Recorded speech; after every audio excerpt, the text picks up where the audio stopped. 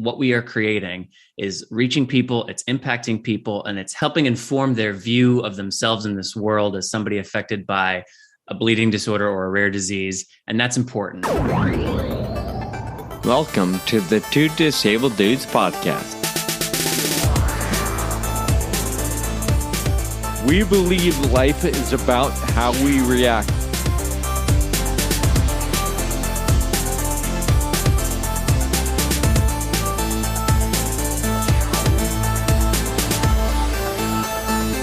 Hey, welcome to the Two Disabled Dudes podcast. My name is Sean. I am thankful you're listening today. We've got an incredible interview coming up here in a few minutes. But before we get there, Kyle, many of our listeners know you celebrated a big birthday recently. And yes. I'm wondering, how do you feel today? I'm sure it took you a little bit longer to get to the microphone, probably a little bit longer to use the restroom, a little bit longer to get a cup of coffee. How does it feel to be on the other side of 40?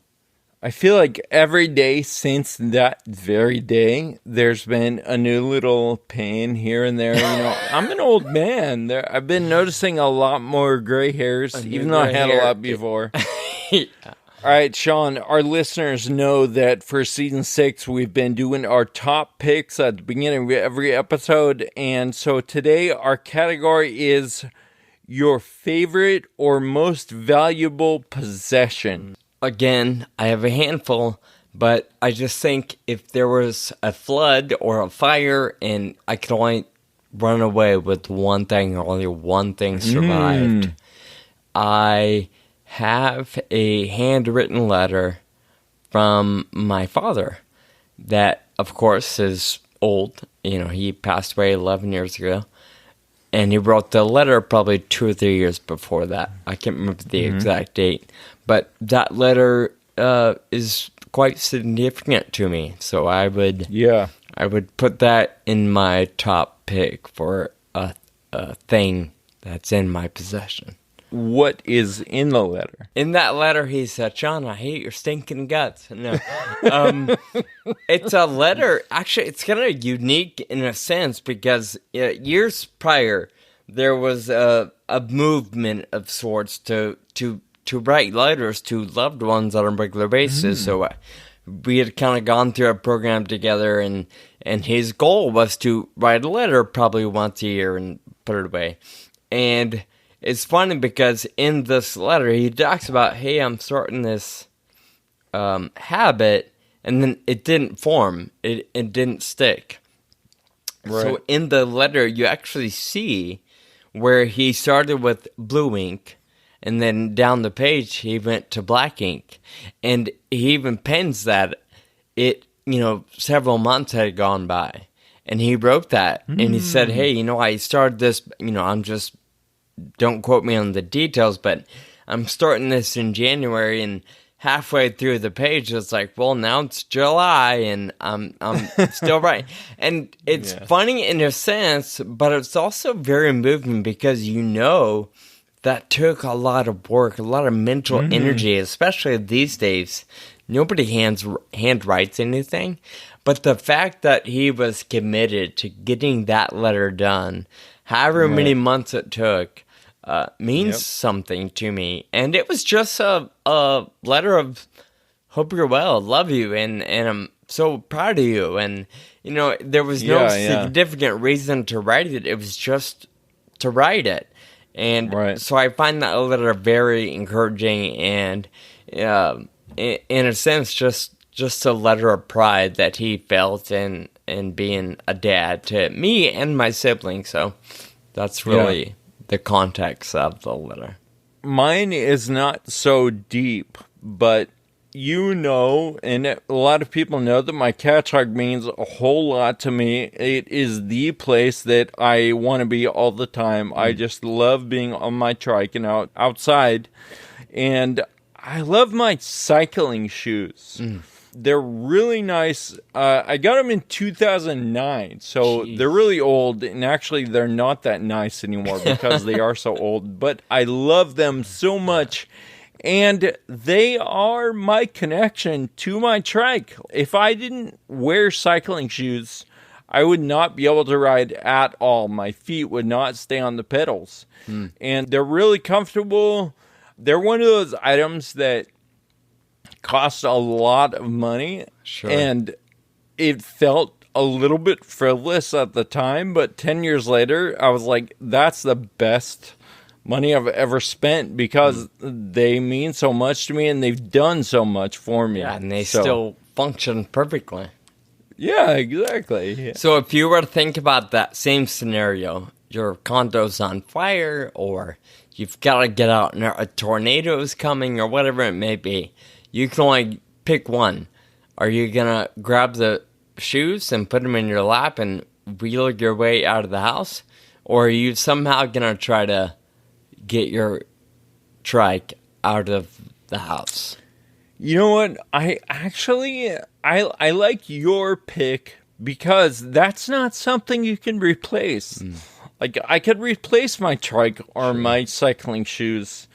I might have to think about what I have in my place if it were on fire that I could not replace. There's a box that I'm looking at because I'm sitting in my closet right now, and it has, all kinds of mementos and stuff like that. And I think it would, if I was in a fire and could only grab one thing, I would have to grab that stuff. All right, that's fair. Well, Kyle, introduce a little bit of what our listeners are about to enjoy.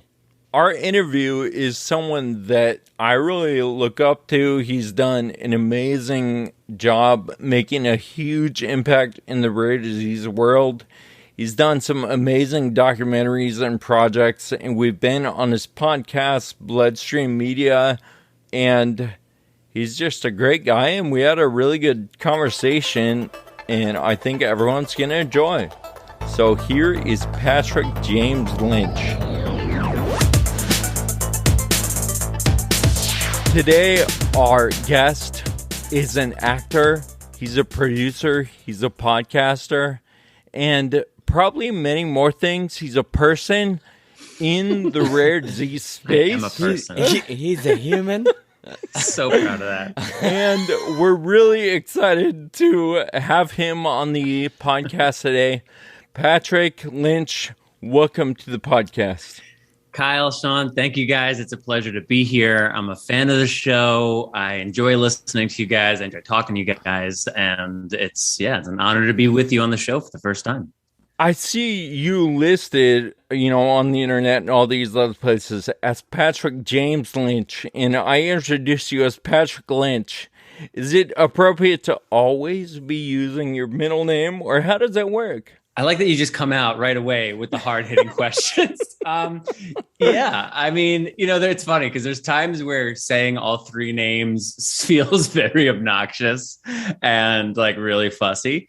But then there are other times where like to not do so seems as though I'm missing, like something's missing. And maybe that's just more to do with me than anybody else. But as far as I'm concerned, you can call me Pat or Patrick. People call me James sometimes, and they realize that's my middle name and apologize. And I'm like, hey, I give you three names. If you say one of them, I can't be too upset. So the reason for it, I will share, is when I first graduated acting school and was joining the union, there were too many Patrick Lynches. So I had to make a decision about what my union name was going to be. So it was, all right, well, I'm a junior. Am I going to be Patrick Lynch Jr.? Am I Patrick J. Lynch? Am I going to change my name? And then landed on Patrick James Lynch and was like, that's good. That's my name, and I don't have to modify it any further. And it just stuck. So even as I moved away from being a kind of capital A actor, as I like to say, that just became my professional name, and I've kept it since. But when people shorten it or modify it, I don't get too fussy about it. So There you go. There's a look behind the curtain of the three named guy. I like it. Hey, what about a nickname? Like, what does your wife call you, or your best friend? I'd say PJL is probably the most common nickname, is just taking those three names and abbreviating it more than PJ or Patty. PJL has become the shorthand. But my wife generally calls me Patrick. If she started calling me PJL, that might be a little strange, to be honest. So we got a little intro there to who you are. Would you like to expand a little on that and just let our listeners know a little bit about you and your background? Sure, yeah. Without going too much into preamble, I'm the chief executive officer and co-founder of a company called Believe Limited, and we are a content agency and production company. So what does that mean? It means we make videos and podcasts and short films and long form films and original artwork and graphic design and copy and all kinds of creative services as an agency. And then as a production company, we also produce all these forms of content for all sorts of different reasons, including just to create feature films to move into the world as artists. I have hemophilia, which is a rare disease. That means I'm missing one of the proteins that's involved in the clotting process. So when any of us have trauma and get bruises and blood vessels burst, there are processes that immediately take place to start repairing those blood vessels so that blood stays in the vessel, doesn't escape because it's really corrosive outside of the blood vessel.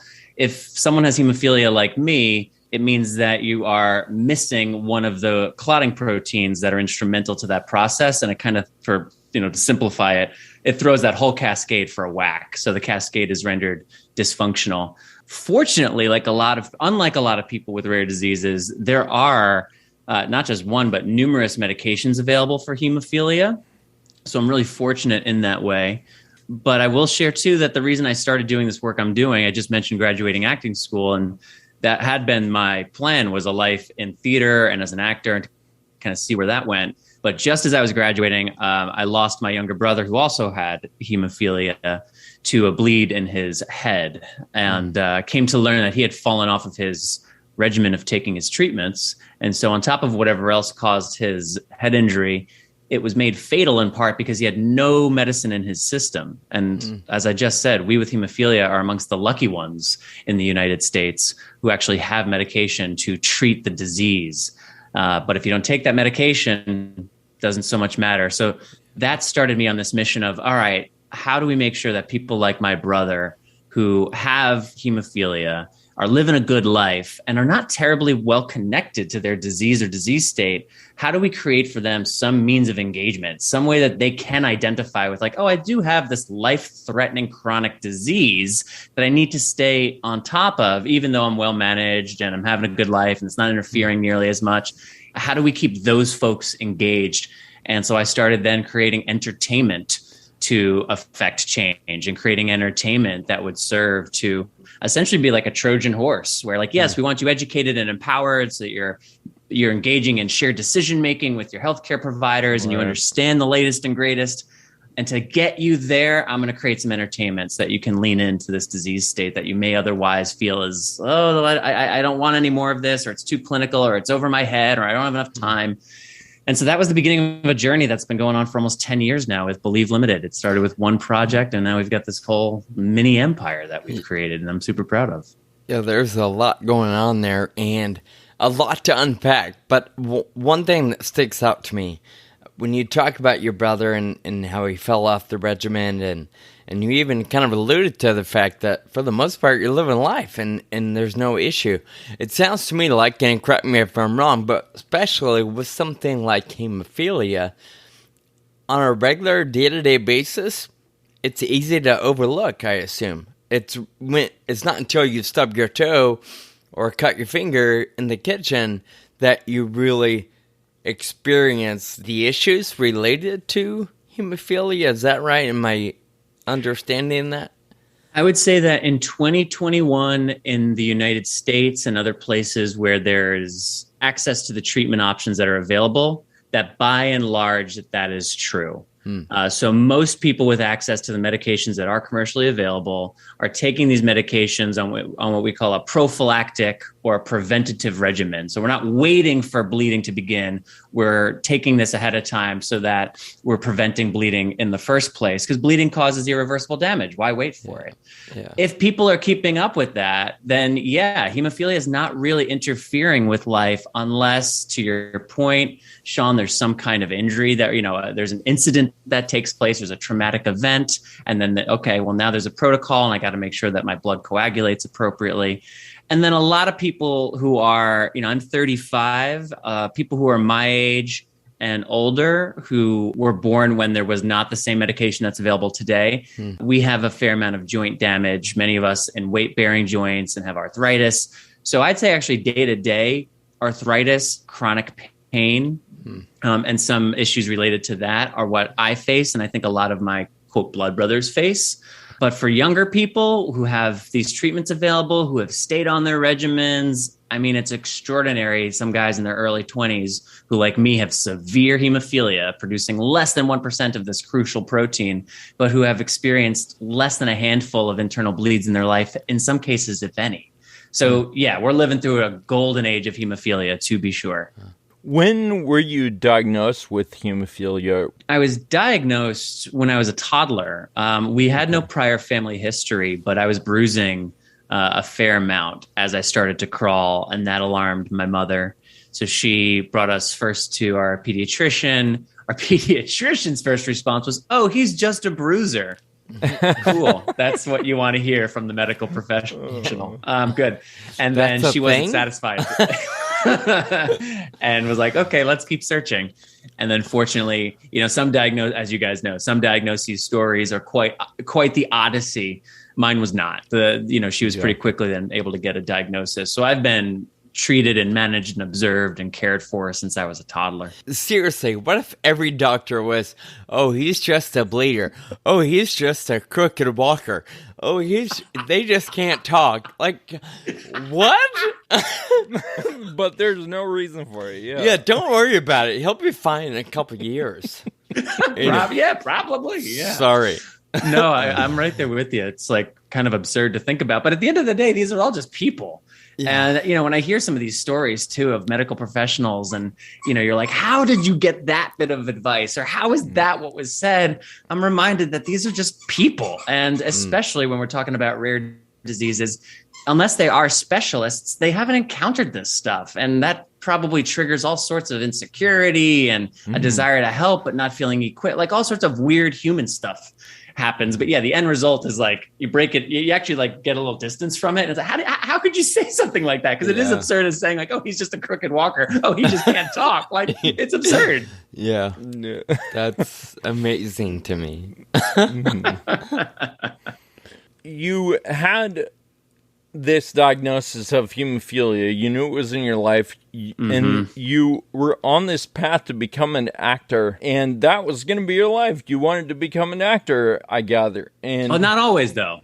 Okay. Not always. I will say, I had an interest and still do. I'm a basketball fanatic and a hoop head, and I grew up with this, the Derek Jeter, Mariano Rivera, Jorge Posada Yankees, and 96, 98, 99, 2000 championships, including the Subway Series against the Mets in 2000. That stuff like lit up my childhood. So as a kid I did have some severe immunological responses to the medicine for hemophilia. So actually for 7 years, the medicine that I would be taking, I was unable to take because of these responses. And so I actually experienced a lot of bleeding over this course of between like 6 and 13 or 5 and 12.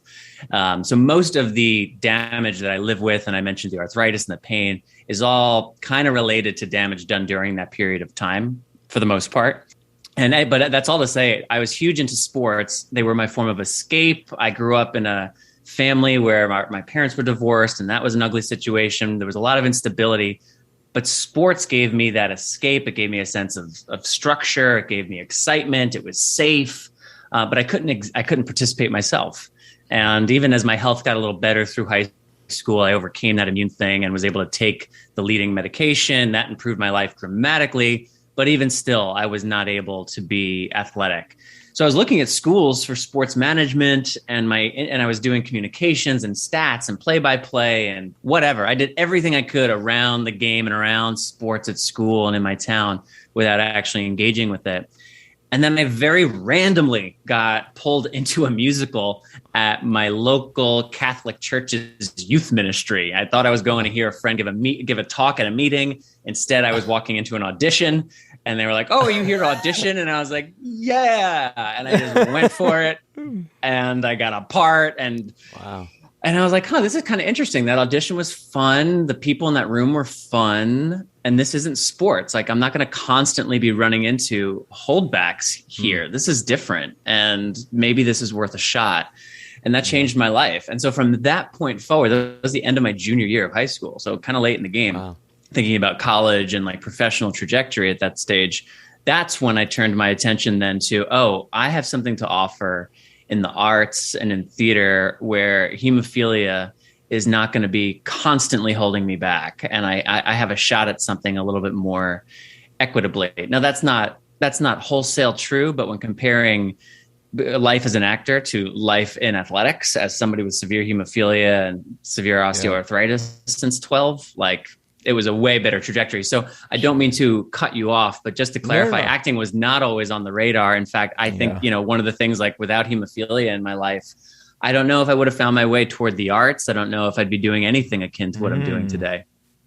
So with all of that considered, that back and forth with sports or entertainment or even now communication and content creation, you said you're 35. We know you have a wife. You have kids too, yeah? Or just one? Or I have a 7-month daughter, Vivian. Yeah, okay. So with all things considered in your life, would you say you're right where you're supposed to be? Oh, brother. Or to be a little bit more fair, are you heading the right direction? Are you on the right track? Well, that one I think I can answer easily with yes, I do. I think I'm on the right track. When I try to think about like what life would be like without hemophilia as opposed to with it, and what my mission is and how things have actually transpired and the sacrifices I've made and the sacrifices I didn't realize I was making. And now I'm like, I kind of closed those doors. How do I feel about that? It's complicated. And I don't know if that's not true. That's not true, actually. I am where I'm supposed to be. And to be very honest with you, when I get most stressed, most anxious about my work, this mission, our company, my professional personal balance, how much of my life revolves around hemophilia, other things I want to accomplish, the lack of time. Like when I get to my most sort of, the thing that I come back to that grounds me again is that I am exactly where I'm supposed to be. What I have to remember is that doesn't mean it's easy. That doesn't mean it's without challenges and imperfections and wrinkles and, knocks upside the head sometimes. Yeah. But this is where I am supposed to be. I'm creating the kinds of things I'm supposed to. I'm pushing the kind of conversations I'm supposed to. And I'm helping to amplify and empower people along the lines of which I'm supposed to. So, the path and like the day-to-day can be difficult, both on a personal and professional level. But I am where I am supposed to be, and I am heading in the right direction. I'm sorry I didn't warn you, but this is also kind of a personal self-help kind of podcast as well. I listen. I knew what I was getting myself into. Don't worry about that. I love that you say all that, and I think I would just add that, you like you said, it's not always easy. It's not always smooth. There's going to be wrinkles.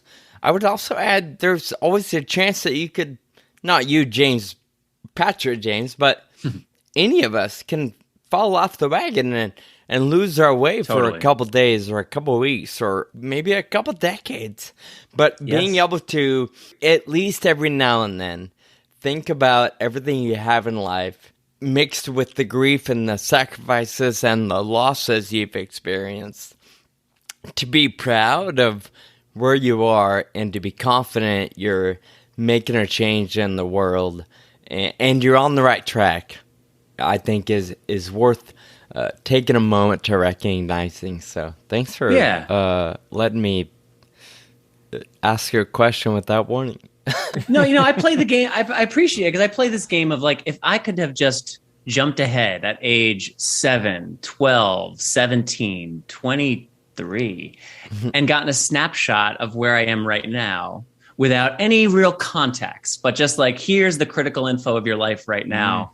Would I sign up for it? And the answer is unequivocally yes.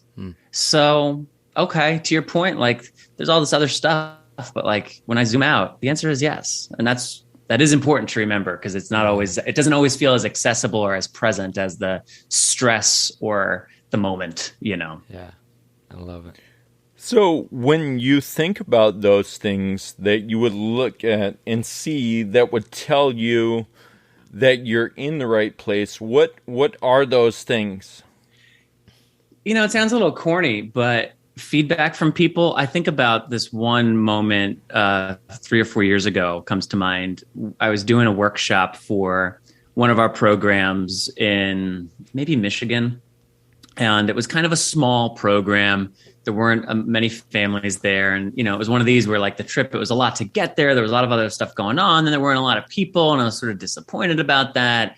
But still like, all right, I'm here to do my thing. Like, I don't care if there's anybody in the room. If I'm going to do, that's the actor in me, like professionally trained, like that curtain goes up and I don't care if there's 1 or 1 million people, like it's the best show I can do. So yeah, did the program. And when the program ended, one of the families that wasn't there, they came up and introduced me to their son, and they identified that he has hemophilia, that he's also on the autism spectrum and faces bullying at school and doesn't feel like he fits in, but how he loves this one, our Stop the Bleeding, this comedic web series that we make, and how it helps him feel like he's a part of something. And he starts reciting all these moments and these characters, and he just kind of like starts monologuing at me until eventually they're like, okay, we have to go. And like, yeah, we're getting in the car and heading back home. It's a 6-hour drive. We put Stop the Bleeding on the iPad to and from the meeting, and it helps him stay focused. And they left, and I just started crying. And I was like, all right, that's good. That's enough juice to get me through the next few months of whatever. And it's those moments, it's the emails, it's the quick phone calls after something. It's people letting me know of the impact. And even though it sounds cheesy, but when they say thank you and keep going, like that's what I come back to, is like, all right, for all of the whatever else, what we are creating is reaching people, it's impacting people, and it's helping inform their view of themselves in this world as somebody affected by a bleeding disorder or a rare disease. And that's important. So whether it's one person on a given day or 1,000 people on a given day, it doesn't matter. My job is to show up, to do the work. And so long as people keep telling me it's making a difference, I'm going to keep showing up, and I'm going to keep doing it. I watched a couple episodes of Stop the Bleeding, and I was cracking up, and I was really amazed. Oh my gosh, I was addicted. I like look up, and it's 2 hours later, and it's so great. Thanks, but I was really amazed too, because I had never seen anything like it, because it is really, really funny. The production value is amazing, but it's projecting information about a rare disease and like what you can do to help fight it. I feel like we all have that dream of trying to create that thing. And there it is. It's got 7 seasons online or something like that. And yeah. It's nuts. And this year, for the first time, we actually just released, the Hemophilia Federation of America has an annual symposium that, October 18th was the first day, and now it runs for it's 2 weeks from that date. And we've released through this meeting our first animated season, where we're actually inside the body following a factor 8 and factor 9 protein as they graduate Liver Academy and get sent off into the bloodstream and get mentored by other proteins and stop by the kidney stone pub for a quick glass of factor 5. And it's a whole adventure. So yeah, when we had 2 years in a row of COVID, hurting our ability to, so for listeners, Stop the Bleeding historically is kind of modeled after The Office or Parks and Recreation, where it's a mockumentary, but instead of a dysfunctional paper company or a municipality place, it's a dysfunctional bleeding disorders nonprofit, and my character is the Michael Scott type who's trying to run the show, but is missing a few of the tools that one would hope to have in such a position. But we use that as the backbone for teaching important lessons around living with a bleeding disorder, whether it's self-care practices or advocating or dealing with insurance companies, family dynamics, disclosure, dating, how to prepare to enter the workplace. So through the show and through these stories, since 2013, we started releasing content for Stop the Bleeding. Yeah, it's been such a journey. And then with COVID last year, we produced a fully zoomed remote season, and that was fun and interesting, but we couldn't do that again. So when it was clear that like, man, we can't do a live action, we just can't. Like we don't have all the additional COVID stuff, just like budget and timeline kind of gets blown out the window. So it was like, all right, we got to be creative here. We've talked about doing an animated something for a number of reasons since pretty much day one. Maybe this is the opening that we've been looking for. So I'm fortunate that we've worked with some great writers over the years. The two head writers on this show, one of them is the head writer of a show called Little Demon that's coming to FXX. It's an animated show with Aubrey Plaza and Danny DeVito. And the other guy worked for Comedy Central. He's somewhere else now. But the two of them are funny, great writers who are also dear, dear friends and have come to know Hemophilia intimately well. So the three of us got to spend some nice nerdy time figuring out, all right, how do we bring the best of our animated comedy and advocacy brains to this table to create something that'll be fun, will help families appreciate more of the science, but also give them something that can very easily be shared with anybody. Little 3-4 minute animated episodes where you're like scooting around the body and tipping over red blood cells that look like cows. Like it's just fun. So that's what's out right now for those who are interested in checking out Stop the Bleeding. We're talking a lot about hemophilia, and I read a blog post that you did for Bloodstream Media, and there's a certain resistance to you in yourself to becoming Mr. Hemophilia. Like that is the thing that defines you. And I have to say that I remember saying to a friend when I was first diagnosed, I don't want to become Mr. Friedrich's ataxia. I don't want it to define me or my life. But you also say that you've come to accept it because it has given you an incredible path, so much fulfillment. But you also say you're uneasy with it. And I just wanted to talk about that conflict a little bit because it's something that I deal with, and I'm sure a lot of our listeners do as well. Yeah, it's funny writing that. It's one of those kinds of. I was trepidatious about writing it because I didn't. It's vulnerable to put something out there, and then I figured other people would relate, but you never know. And then I don't know what it's going to open up for other people and what of that I'm going to hear about. And I get anxious about that sometimes, but I was like, I know this is not just me. I know this is not just me. And I was surprised though, by the number of people who were compelled to either send a direct message or a text or just make a call just to say like, hey, I get it, or hey, I get it. And then they shared their version of like what their struggle with identity is. So it was helpful for me to kind of receive all that and remind myself, all right, I'm not alone in this. And I had some opportunities for a meeting recently to think about where in my identity hemophilia has kind of fit in. So I've been reflecting on this topic a lot between the writing and then these presentations. And, in my DNA, I have hemophilia. Like it is a part of me. And as hemophilia doesn't define me. That's a nice idea, but it's not complete. And I also think there's a little watch out there, because if I don't accept that it does have some definitional part of me, again, literally a part of my DNA, then I'm not really operating from a place of truth. To take this into a little bit of a metaphor, part of my story also includes that for a time I played poker professionally. So there's that. One of the things about playing poker that's really, really important is understanding your position and understanding your hand, right? You don't control the cards you get dealt. What you do control is how you play them and how you analyze your position. Am I in early position, middle position, late position? What's the difference? Is this a strong hand or a weak hand?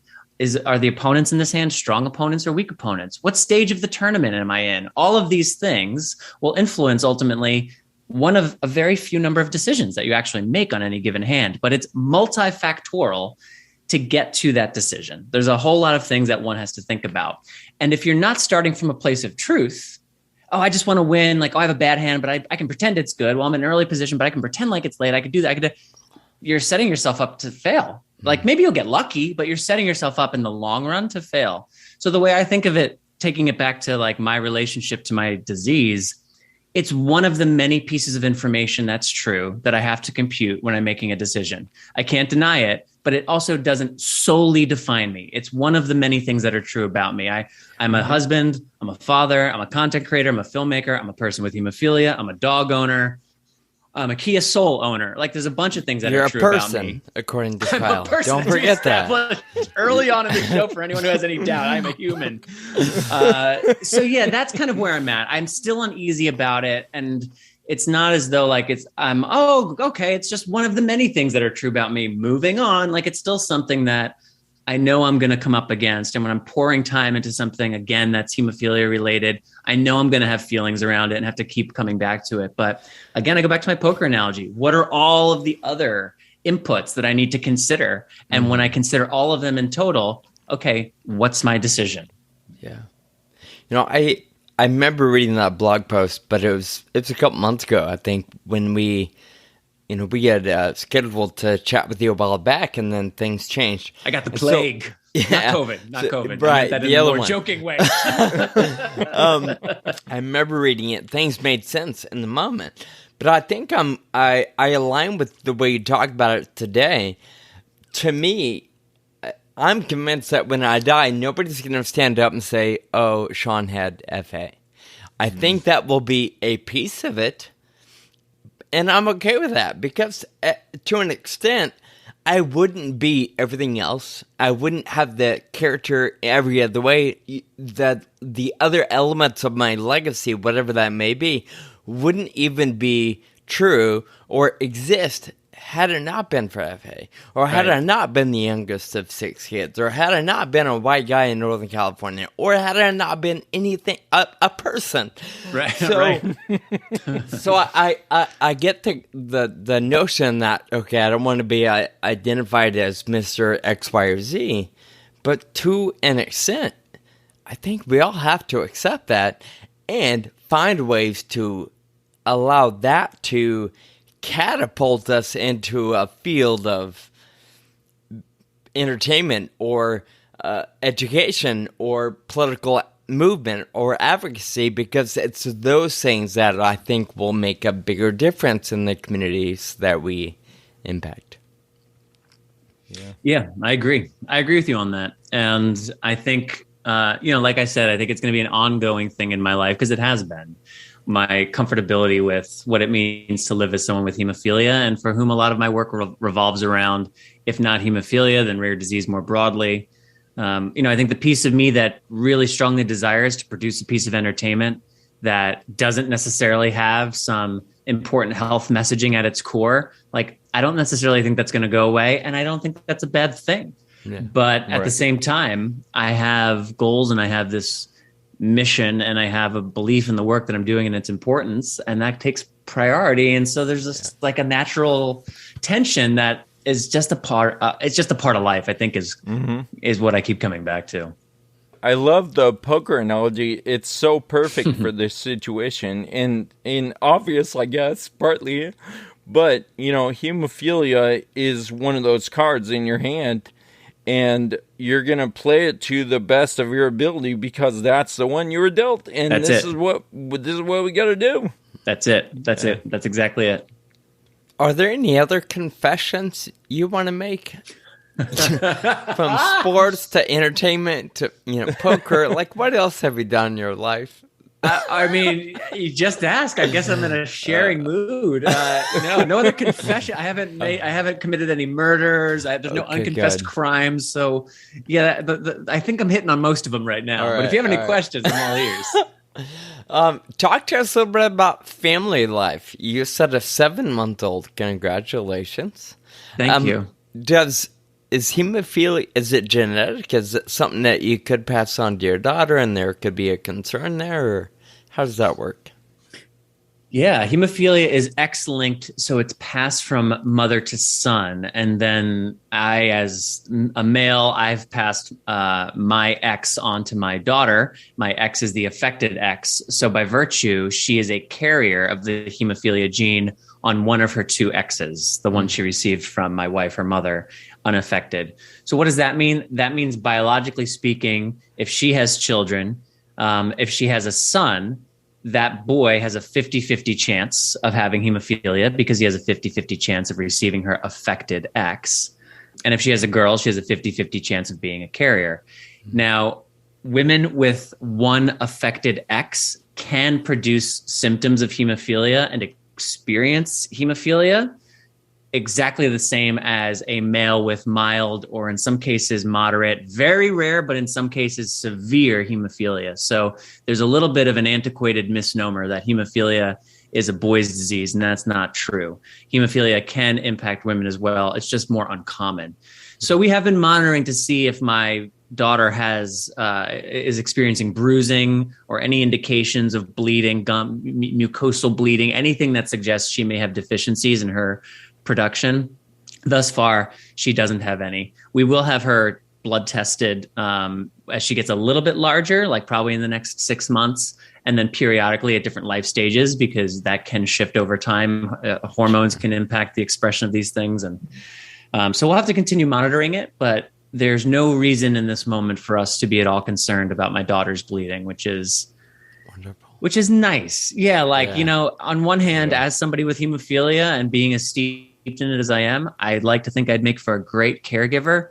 But if I'm being honest, when I learned that we were having a daughter, and then when she was first born and was born healthy and her early vitals and her early signs came back, there was a good sense of relief. I'm glad that's a challenge that doesn't seem like it will fit. She'll have her own, but I'm kind of glad that this is one that maybe she won't. Well, and if she does, she'll have a wonderful mentor to learn from and learn how to play her hand to the best of her ability. Ooh, well done. Yeah, absolutely. And don't think I'm definitely teaching her. She's going to learn how to play cards, because especially, females at the poker table can clean up. So for any aspiring female poker players out there, follow your dreams. Speaking of that word of advice, what would you tell other folks that are maybe either in the rare disease community or just trying to build a business, if you will, or maybe we'll quote it as a message, whether it's for-profit, non-profit, whatever it is. If they're trying to spread a message, how would you encourage them to either market that or get into a place where they can share it with the world? Well, so a couple things come to mind. You guys brought up the blog, and in that blog, I mentioned this concept, the hedgehog concept, from an author, Jim Collins, in his book Good to Great. So if you want to track this down, the Bloodstream podcast is my podcast. On the page for that, we have a blog page, and the blog with links are in there. Or you could just look up hedgehog concept, Jim Collins, and in that, he essentially looks at 3 concentric circles and suggests where those overlap. Like, that's your spot for acceleration, like the hedgehog that moves in one direction but very fast. That's your opportunity. So on the heels of when my brother passed, and as I started to recognize, all right, I've got some skills in performance and writing and producing, and starting to merge that with advocacy in some ways that we haven't quite gotten into. But as I started to see how what's become Believe Limited was maybe coming together, I thought about those 3 circles, which are: what are you passionate about? What can you be the best at the world in? And what is the economic driver of this arena? And as I thought about those 3 things, and my passion for storytelling and for helping reach young people, what could I be the best in the world at? Well, I might not be the best actor in the world or the best writer in the world or the best producer, but I might be able to be the best entertainment professional who's solely focused on this pursuit. That I actually might have a chance at. And then looking at the economic driver, I spent a good 8-9 months meeting. I wasn't engaged in the community as a child, and maybe that's something good for listeners of certain ages to hear as well. Some people are born into a community of support and advocacy and expertise. And I was lucky because I had my mom and a diagnosis and treatment. So I had those elements from a young age, but I didn't have a community. I didn't belong to groups. I didn't have a best friend with hemophilia. I didn't have that stuff. I found that as an adult. So I think that's kind of useful sometimes for people, because it can be intimidating first walking into these meetings and first walking into these groups where people have such shared history and love for each other. It starts somewhere. So for me, that started as a young adult. And as I took a look around at how things got funded, I realized, well, there's kind of broadly 2 buckets. There are nonprofit organizations and advocacy groups who are getting grants to do different kinds of work and education. And that's interesting. And maybe there's something for me to look at there. But there's also all this money that's going toward marketing departments and toward creative agencies that are producing billboards and videos and booth materials and PowerPoints for sessions. And that money is going to like random contractors who like make stuff for the Gray Group, or they're just agencies. Like and they're creative. This feels like where I should be looking at, rather than necessarily starting like another nonprofit and competing with all of these nonprofits who are doing something very different. I actually am more doing like these guys. So for me, that hedgehog concept really helped me focus my skills, my interests, and my opportunities into a singular pursuit. So I would strongly recommend, if people are wondering, like, what can I do? What are my opportunities? Find the structure or the framework that allows you to really reflect on that in a dynamic way. And I'd recommend this Jim Collins hedgehog concept as a really strong framework. And the other thing I'll say, and I say this to myself a lot, because if I'm being honest, I don't follow it as much as I would like to tell you I do. But I do think a good piece of advice that I need to follow even more is to do the thing no one else can tell me to do. There are things that I am like, oh, if I did this, I mean, this is a silly example, but it's like, if I got up 30 minutes earlier, then I could do this, this, and the other thing. Or if I took care of this thing on Thursdays before this, or that would enable me. And no one's telling me to do this. No one's saying it would make your life more efficient, or it would make you happier, or in 2 years, the commitment to this over time is going to lead to this big difference in your life. No one is saying this. I just know it's true. And no one can put pressure on me, because it's just something I know is true and I need to do. It's only unless I say, hey, can you help me stay accountable, that it lives outside of me. So the second piece of advice would be, do the thing no one else can tell you to do. And if you spend a long enough time thinking about what that is, you'll know what that is. Yeah. Yeah, and I love you putting that notion out there, because, you know, if people are listening to this, they're going to think of this concept randomly, like in the shower or driving or whatever, right? And that's right. You know, just kind of, it's going to be an unconscious, like, oh, maybe that's it. Yeah, that's right. Cool. And that's when it happens to me, is I have these moments where I'm like, oh, shoot, that's the thing. That's the thing. And then it's like, you know, all right, do I have the bravery or the determination to like execute the thing that's now popped into my head? Like, once it's in there, you know, like now you're stuck with having to make a choice about it. Yeah. I was listening to a podcast last night on my drive. I don't remember the interview or the guy's name, but he's an author. And he talked about one of the principles that he listed. And I don't know if I have it exactly right, but it was something like bruise quick and heal fast, or something like that. Essentially saying, be okay with failure. Don't hold it against you. Learn from those mistakes and get back on the wagon, because we're all going to fail along the way. Something's going to go wrong. We're going to do it wrong. We're going to forget. We're going to overlook. Something's going to fall through the cracks. But the real challenge and the real reward is taking those mistakes, learning from them, and finding ways to move forward. It's true, because as a kid, I was interested in like I mean, I wouldn't say like high achievers, but as a kid, it was like, who are these men in particular who I guess I was like looking for mentorship or modeling from, and who have accomplished what I see as great things? How do they do that? Are they great? Are they just like born great, or like how do you become great? And something that I remember like clicking for me in college was just everybody's story has got failures and missed opportunities and doors being slammed and being punched in the face. And it's the ability to respond to those things that ultimately is where, you know, the rubber meets the road. And that was really, really encouraging, because I've never felt like whether it's true or not, I've never felt like someone who quickly accelerates at things. I don't think I'm a slow learner, but I'm not the quickest. But I do know that once I've got it, I feel very confident and can move well. But it takes me a second. And so being okay with the idea of like, it's okay to screw up. It's okay to be messy. And I also remember coming out of school when I was first trying to figure out the best way to kind of put my interests and passion and drive into a focus. So many of my fellow graduates and friends, there was always some reason to not start the thing they wanted to do. There was always some reason to not produce the thing or go after the thing or try for the thing or take the risk. Like there was some perfect circumstance that was eventually going to come together, and then it would be time to try. And I just never, like, I know I'm not a patient person, so that plays into it. And sometimes I look at my work and I'm like, oh, you could have spent a little more time on that piece, or like you could have been more ready for that part of it. Fine. But I've just never seen that as a, I hesitate to say like respectable, but it just sounds so fear-based to hear that over and over and over. It's like, go be messy. Yeah. Like, what's so special about your failure? Like, how come you can't go do something that's not the perfect thing and learn from it and keep going, and people will love it anyway? Like, what makes you, and what I know now is like, there's fear and other things going on there in my book.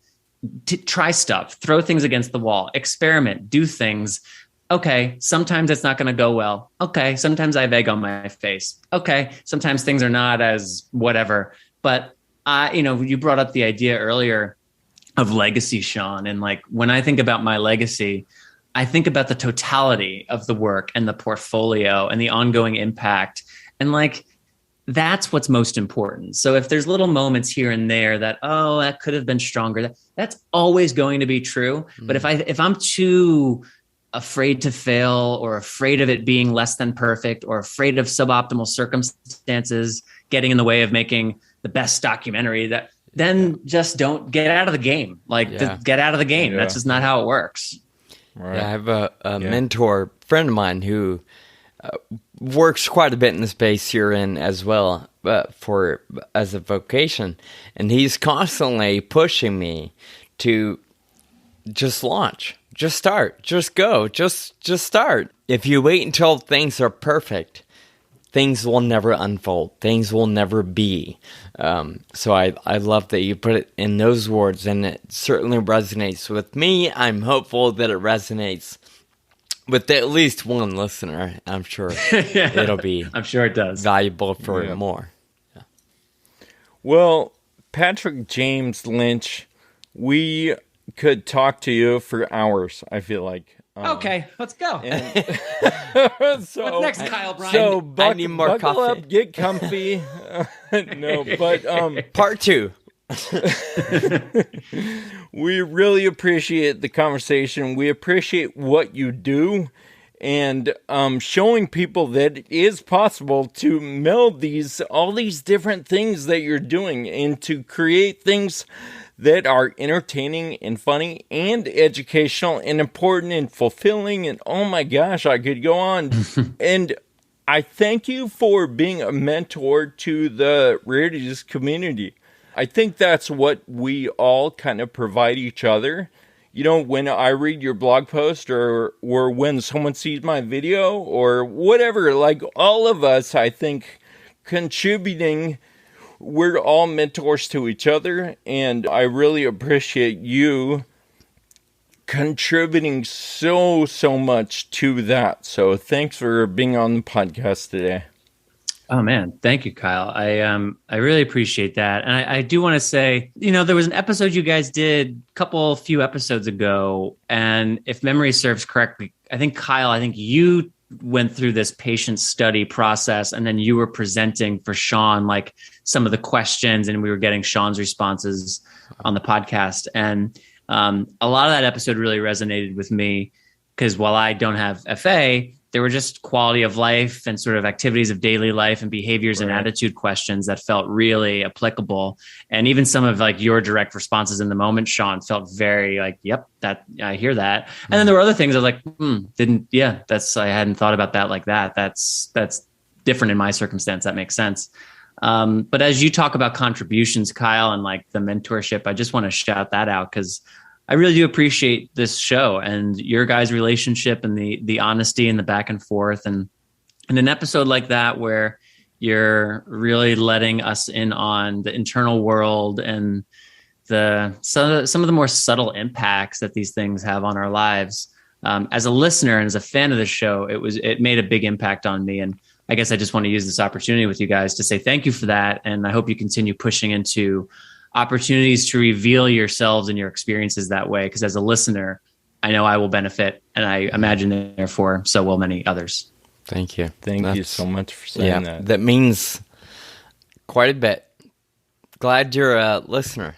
Yeah, I heard a podcaster talk recently about going on vacation and how he was like, podcasts are nice because it's like I kind of just take my friends with me on my vacation. I just have them in my ears when I'm at the hotel. I'm at and it's like you guys are amongst the friends who go with me when I go places or go on walks with my dog. You can turn those friends off whenever you want without offending them. What a friendship! They'll never know. They'll never know. But thank you for having me too, and letting me kind of share my story with you guys on here. And anytime you want to talk about life with rare diseases and all this kind of work we do, I'm game. I really enjoy you guys. Thank you. Thanks, Patrick. You got it, man.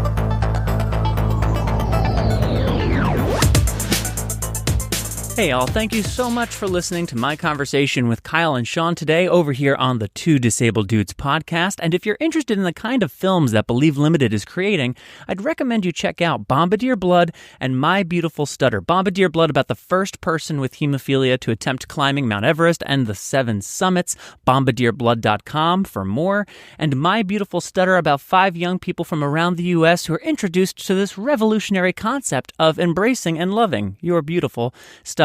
The website mybeautifulstutter.com. And until next time, here on the Two Disabled Dudes podcast, as Kyle and Sean are fans of saying, keep living with urgency. Thank you for listening to the Two Disabled Dudes podcast. This show is possible with your support. Visit twodisableddudes.com to donate. Connect with us on Facebook, Twitter, and Instagram. And be sure to subscribe on your favorite podcast app.